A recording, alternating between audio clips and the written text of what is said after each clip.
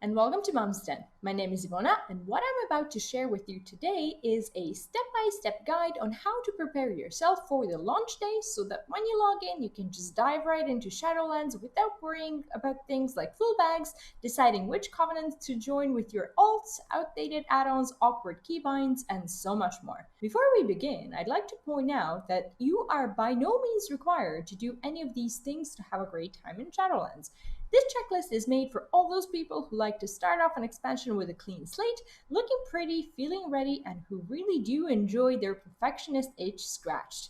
If you like to play your game without worrying about these things, that's totally fine, but don't let these things overwhelm you. By the way, if you're new to the channel, you may want to consider subscribing because I post fresh World of Warcraft content almost every day, and I'm releasing a bunch of Shadowlands guides, tips, and tricks very soon, so if you don't want to miss out on those, click that red button, get cozy, and let's begin. Number one thing you want to do before Shadowlands is choose your main. If you've always been playing just one particular spec and you're not planning on changing it, that's totally fine. But in case you're craving something new, making this choice now is super important since there's still enough time to get catch-up gear from the ICC event and have an easier time leveling in Shadowlands. In case you're stuck on this step, there's a great video about how to choose your main, linked in the description, that you may want to check out as well. Number 2 is choosing additional 3 alts. If you're a completionist, you're probably thinking about how you're going to collect all those covenant-specific rewards like armor sets, pets, mounts, and toys. Also, each covenant has its own story, and if you want to experience Shadowlands completely, I highly recommend having 4 characters overall to be able to do that. As an expansion, Shadowlands seems to be super alt-friendly where you can do your set of weekly quests and be done for the week on a certain character, and a lot of it is purely optional, so you don't need to worry about feeling overwhelmed and playing everything on every single one. I'd like to point out that if you'd also like to collect all the possible transmog appearances and have characters to wear them on, it's best to choose 1 cloth, 1 leather, 1 mail, and 1 plate character for your top 4. That way you won't miss a thing, and in case you ever want to switch your main to something different, you'll have a lot of transmog items to work with.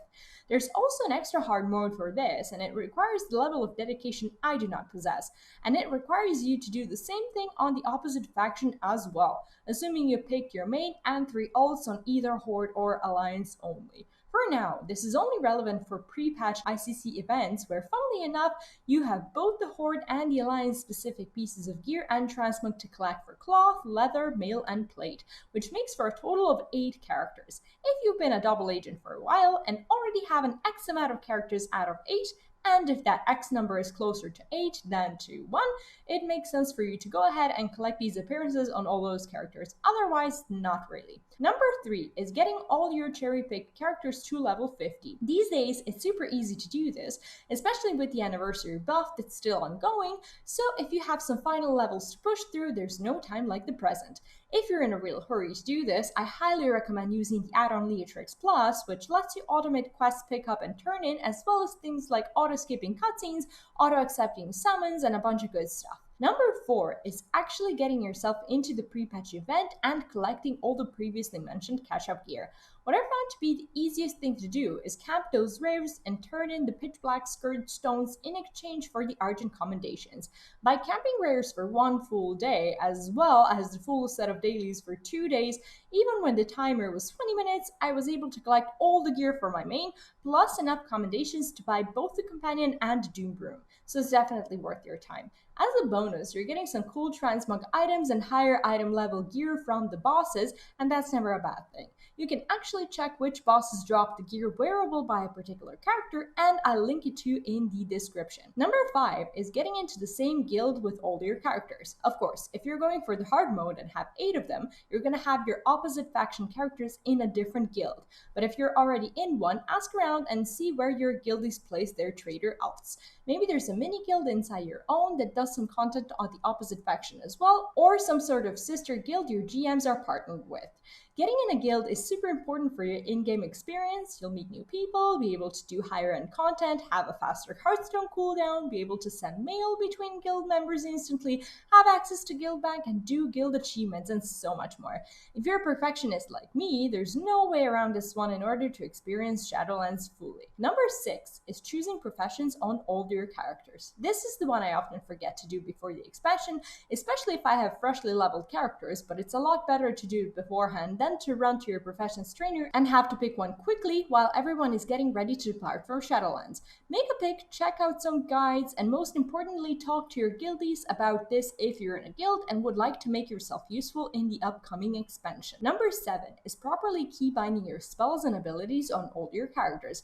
Trust me, you do not want to log in on November 23rd only to find out that your action bar is all messed up, full of abilities you don't use, and your fingers have no memory of your keybinds. What I highly recommend if you have alts is binding similar spells on similar buttons across all your characters.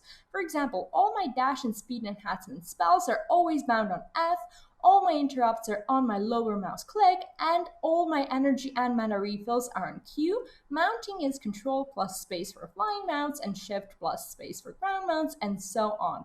Whatever you do, just make it as easy as possible for yourself to remember these things. Even if you're a new player, these things are super important, and if you have any questions on how to optimally bind certain abilities and spells, ask me in the comments. Number 8 is actually learning what your spells and keybinds do. Now, your spells may change a bit in Shadowlands, and you're going to get some new ones, but there's no reason not to get yourself in front of a target dummy right now and give your rotation a spin. Some of your freshly leveled alts may be new for you, and you don't want to ruin your own experience in Shadowlands by dying in a pack of trash mobs because you don't know how to use your defensive cooldowns or escape the crowd. Number 9 is setting up all your add-ons. Of course, when Shadowlands hits, you're going to probably want to update most of them, but with some add-on managers, that's super easy these days and pretty much one click away. What you want to do right now is choose which ones are most useful to you and set up your UI in a way that suits you the most.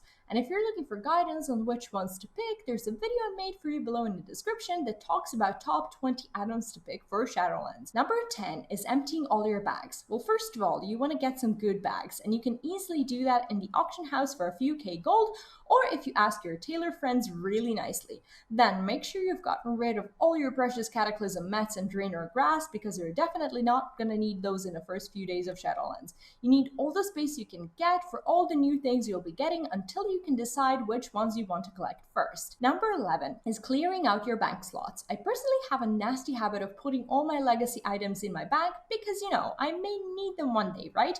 Well, no. It's time for some spring/fall cleaning and getting rid of all the weird items and crafting regions you don't even know why you have there. All the non-Shadowlands mats will drop down in price significantly after the expansion launches, so you may want to sell as many of them as you can, either in the auction house or to an unfortunate vendor who now needs to deal with all your plants and rocks you won't be using anytime soon. Number 12 is, of course, dressing your characters.